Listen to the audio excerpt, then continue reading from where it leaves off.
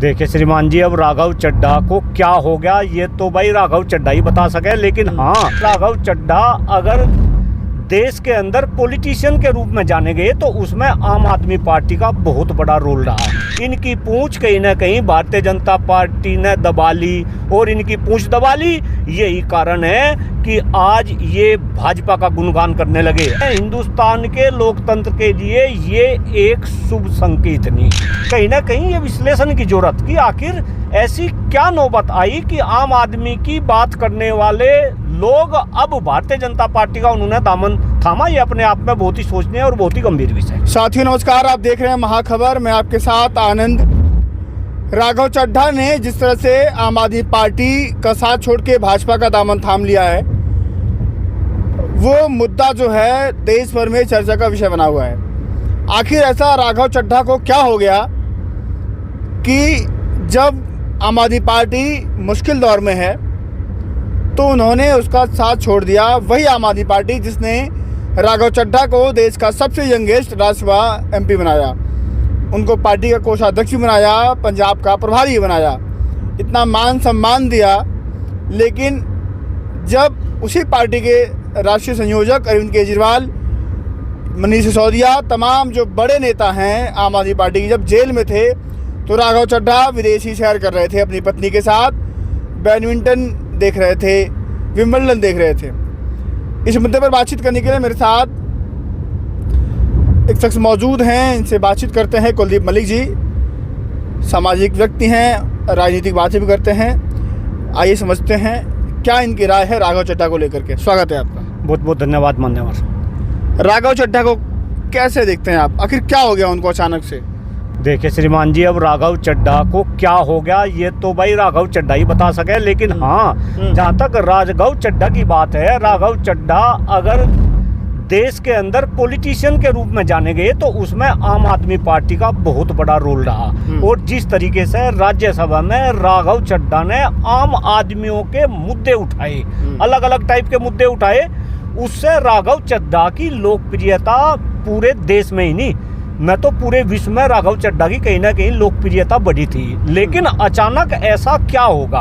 आप तो केवल राघव चड्ढा की बात कर रहे हैं, लेकिन मैं तो कह रहा राघव चड्ढा के साथ ये तो 7 सांसद टूट के भारतीय जनता पार्टी में शामिल हो गए। यानी कि सारी की सारी आम आदमी पार्टी में जो है फूट पड़ गई। और मैं तो कल एक कार्टून देख रहा था, बड़ा इंटरेस्टिंग कार्टून था, उसमें अरविंद केजरीवाल जी आगे चल रहे थे और वो शोले फिल्म का डायलॉग को कहीं ना कहीं वो बता रहा था कि आधे अरविंद केजरीवाल जी ने इधर निकाल दिए और आधे भाजपा भारतीय जनता पार्टी में चले गए। और मुझे तो ऐसा लग रहा अब तो अरविंद केजरीवाल जी बच गए।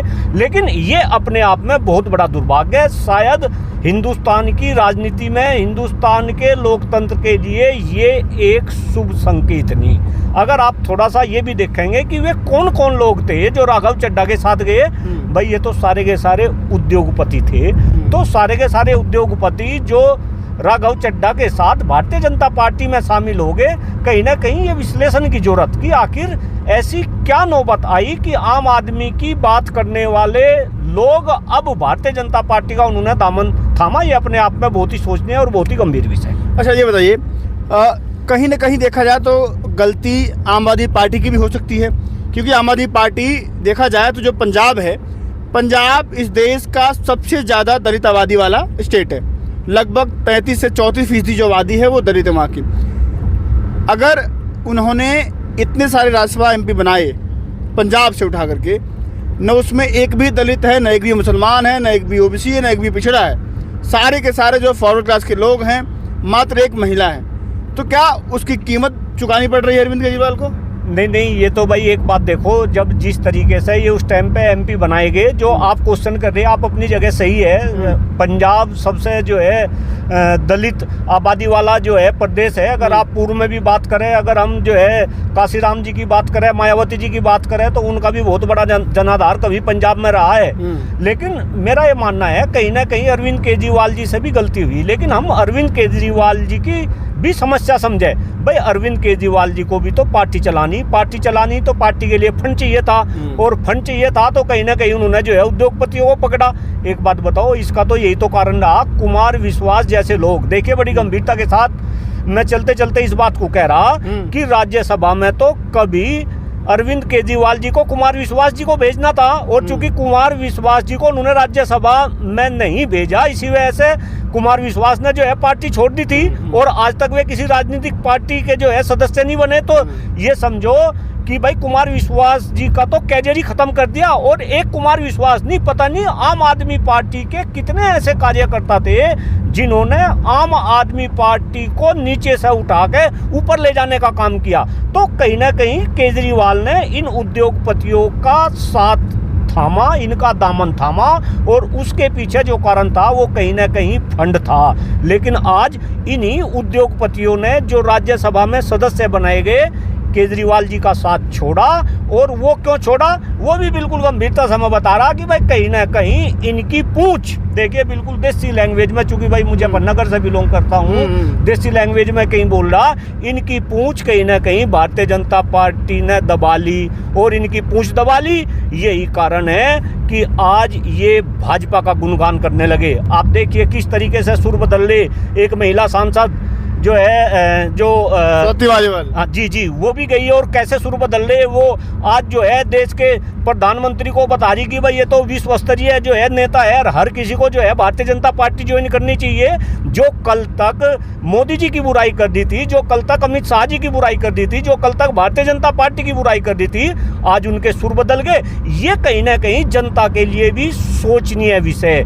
हम जिन नेताओं पे विश्वास करते हैं वे नेता अगर इस तरीके की गद्दारी अपनी पार्टी से ही करेंगे तो भाई वो जनता के लिए कितनी गद्दारी करते होंगे, जरा आम जनता को भी इस बारे में सोचना चाहिए। राघव चड्ढा जो बातें कर रहे थे कि पब्लिक जो सेंटिमेंट के मुद्दे थे, चाहे रिचार्ज का हो, चाहे वो फूड डिलीवरी वाले जो बच्चे हैं उनकी बातें करना हो, झूठ बोल रहे थे क्या वो? यार सेंटिमेंट इकट्ठा कर रहे थे, बटोर रहे थे, अपना पीआर मजबूत कर रहे थे। नहीं देखिए, अब तो अगर पूर्व की बात करें, जिस तरीके से राघव चड्ढा जी ने मुद्दे उठाए और जिस तरीके की उनकी भाषा शैली और जिस तरीके का व्यक्तित्व राघव चड्ढा जी का है और था उस टाइम पे भी, तो भाई लोगों को तो ऐसा लग रहा था कि जैसे आम आदमी पार्टी के ये सांसद है, आम आदमी की ये बात उठा दे। और वही कारण है जिस तरीके का जो है वाहवाही राघव चड्ढा ने लूटी, खास तौर से जब से वे सांसद बने हैं, यंग, स्मार्ट, बिल्कुल डायनेमिक। और लोग तो यहाँ तक भी कह रहे थे कि भाई आने वाले टाइम में ये तो प्रधानमंत्री तक बनेंगे, किसी सूबे के मुख्यमंत्री बनेंगे। लेकिन भाई ये तो बिल्कुल जो है वही ढाक के तीन पात भारतीय जनता पार्टी जिसकी पूंछ दबाना चाहा। फिर मैं अपनी भाषा पा रहा, भारतीय जनता पार्टी का तो ऐसा लग रहा जिसकी पूंछ दबाना चाहा उसकी पूंछ दबा दे, और जब जिसे चाहा वहां पटकनी दे दे। शायद यही काम राघव चड्ढा के साथ भी हुआ। और जो सांसद आए, आप देखिए उन सांसदों में भी कितने बड़े बड़े उद्योगपति। लवली प्रोफेशनल यूनिवर्सिटी का मालिक, आप देखिए लवली प्रोफेशनल यूनिवर्सिटी का आज हिंदुस्तान में एजुकेशन फील्ड में डंका बज रहा, उसके पास में कितना पैसा है, कितना धन और दौलत है।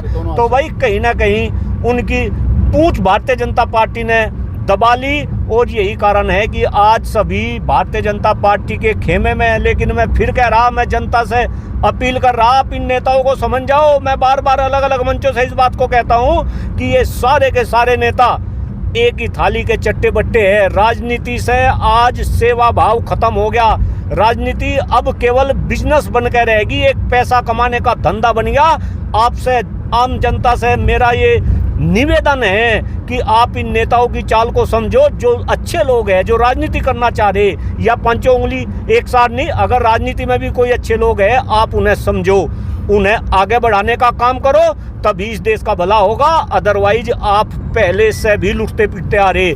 मैं तो अंग्रेज शासन की बात कर रहा, उससे पहले मुगलों के शासन की बात कर रहा।